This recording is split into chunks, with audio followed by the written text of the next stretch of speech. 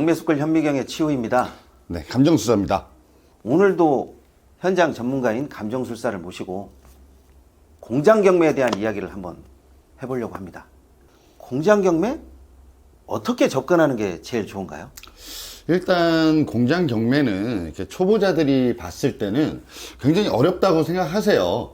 하지만 공장 경매는 수익률을 볼 것이냐 아니면 내가 직접 여기서 운영을 할 것이냐가 중요한 것 같아요. 그래서 수익률을 볼 것인지 내가 운영을 하면서 차익을 볼 것인지 그게 일단 우선적으로 생각하셔야 될 것 같습니다.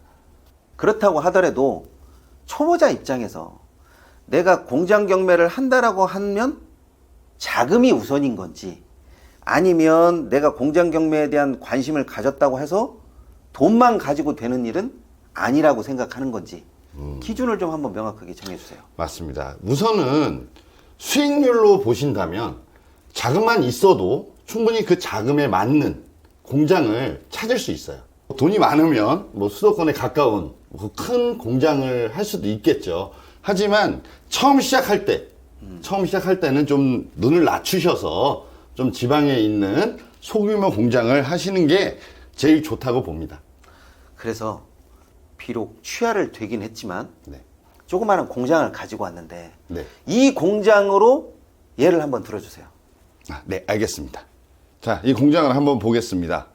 자, 경기도 여주시 세종대왕면 구양리 238번지 1동 공장이고요. 건물 면적이 67.15평. 그 다음에 토지 면적이 한 150평 정도 되네요. 그리고 감정가, 저렴하네요. 1억 저렴하니까 5,700. 네. 저렴하니까 초보자가 저런 거는 접근하기 쉽지 않을까? 그렇죠. 하지만 공장은 저렴한 거는 다 이유가 있겠죠. 그렇게 또 봐야 되나요? 네, 이유가 있습니다. 대신 아까도 말씀드렸지만 공장의 제일 중요한 건 이 공장이 어떤 용도로 쓸 수 있느냐가 제일 중요할 것 같아요. 내가 실제로 저기 들어가서 운용을 할 것이냐 네, 아니면 임대로 수익을 뽑을 것이냐 네, 이게 먼저 결정돼야 한다는 거죠? 네, 맞습니다.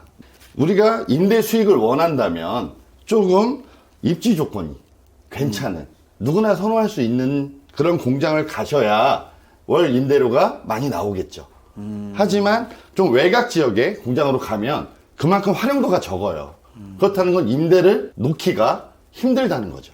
그러면 비어있는 공장은 조금 맞지 않는 건가요? 비어있는 공장은 사실 좀 위험합니다. 네, 그리고 비어있는 공장은 또 용도에 맞게 리모델링을 해야 될 필요가 있어요. 그러면 초보자가 접근할 때 비어있는 공장은 일단 제껴야 되겠네요. 비어있는 공장은 좀 피하시는 게 좋다고 봅니다. 비어있는 공장은 임대료를 산출을 어떻게 하나요? 일단 비어있는 공장은 사실 주변에 동류형 물건에 임대료를 조사를 해봐야겠지만 그 수준의 임대를 맞춘다는 보장이 없어요. 그리고 공장은 공장 내부의 층고라든지 사용 용도에 따라서 임대료가 많이 바뀝니다. 그래서 주변 부동산에 가셔서 임대료를 확인을 하셔도 그게 맞다고 판단할 수가 없어요. 그럼 저물건 같은 경우에는 네. 감정술사님이 전문가니까 저물건 같은 경우에는 어떤 사람이 접근하는 게 가장 좀 좋은 것 같아요? 네, 그럼 입지를 좀 보면서 설명을 드리겠습니다. 자, 보시면 구판장 근처에 있는 소규모 공장입니다. 코너 자리여서 도로 조건이 좋아요. 하지만 이런 경우에는 농업용 창고로밖에 쓸 수가 없어요. 농업용 창고는 얼마나 가요? 농업용 창고는 사실 뭐 100만 원 정도 받기가 쉽지가 않습니다. 그런데 지금 얼른 생각하기에는 네. 감정가가 1억 5천인데 네. 100만 원이 나온다고 하니까 네. 그럼 저 물건 괜찮은 물건 아니야? 뭐 이런 생각이 확 드는데요. 그렇죠. 그럴 수 있지만 임대를 맞추는데 시간이 굉장히 오래 걸릴 겁니다. 아, 그러면 임대를 맞추는 기간 동안은 사실상 돈이 묶이는 거니까 그렇죠. 손실로 잡힌다라는 거죠. 맞습니다. 네. 그러면 초보자가 맨 처음에 접근해야 된다라는 것은 네. 비어있는 공장이냐 비어있지 않은 공장이냐 네. 그리고 임대를 맞출 것이냐 아니면 내가 운용할 것이냐 이것이 먼저 결정되고 난 이후에 물건을 봐야 되는 건가요? 네, 맞습니다. 그게 결정이 안 되면 물건을 보는 시야가 굉장히 작아져요. 근데 내가 이용을 할 거다 라고 했을 때는 내가 써야 되기 때문에 공장을 더 세밀하게 볼 수 있고 나한테 맞는 공장을 찾을 수가 있는 거죠. 그리고 임대 목적이라면 지금 임대가 놔져 있는 물건들을 타겟팅을 잡으시면 돼요. 그러면 조금 다른 이야기일 수도 있는데 네. 내가 어느 정도 좀 자금력이 있다. 네. 그러면 수도권에 있는 공장을 내가 한번 도전해보고 싶다. 네. 냉정하게 얘기해서 어느 정도 들고 있으면 괜찮을까요? 사실 수도권이라고 하면 네. 뭐 좋죠. 당연히 뭐 교통도 좋고 임대료도 막 잘 나올 거고 집가 상승도 예상이 되니까요. 근데 보통 저희가 보면 수도권 공장들은 10억 원 선이에요. 아이고. 네. 그렇기 때문에 대출을 받는다 그래도 5억 정도는 있으셔야 됩니다. 지금 상태에서는 네. 적어도 5억 정도는 필요하다. 맞습니다. 그러더라도 지방 쪽에 조금 입지가 좋다. 또 수익률이 좀 잘 나온다 하는 그런 공장은 면적이 좀 상관이 있으려나요? 일단 공장은 제일 중요한 게 임대료 산정에서 건물 면적에 비례를 해요. 아, 그러면 땅 평수가 큰 것은 크게 메리트가 없겠네요. 그렇죠. 임대료를 받기 위한 목적이라면 건물이 커야 됩니다. 아, 일반적인 초보자 입장에서는 과연 내가 이 공장을 운영하다가 나중에 되팔았을 때 이익이 어느 정도 날 것이냐. 네. 이것을 굉장히 크게 생각하시는 분들도 많거든요. 네, 맞습니다.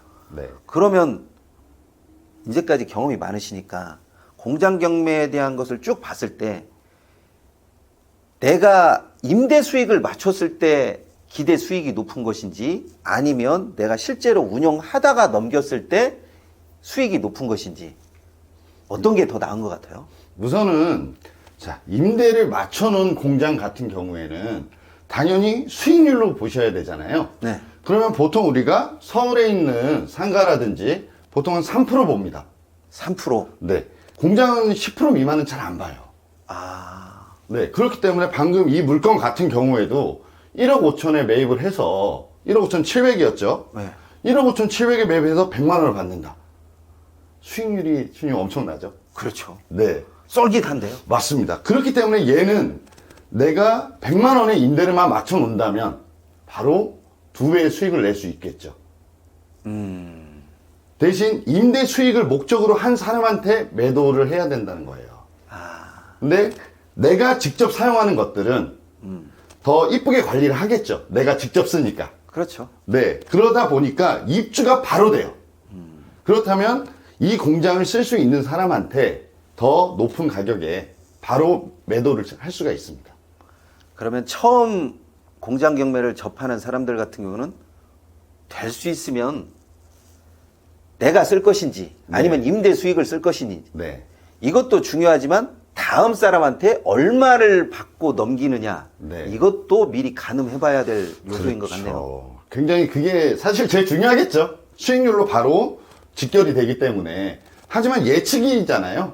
예측이지만 방금 여주 같은 물건 같은 경우에는 우리가 수익률만 맞춰 놓는다면 3억 정도까지는 충분히 받을 수 있는 물건이라고 보여집니다. 2배 장사네요. 네, 2배 장사죠. 공장 경매가 보기보다 꽤 쏠쏠한 면이 있네요. 그렇죠. 그래서 고수들은 사실 공장 경매를 하잖아요.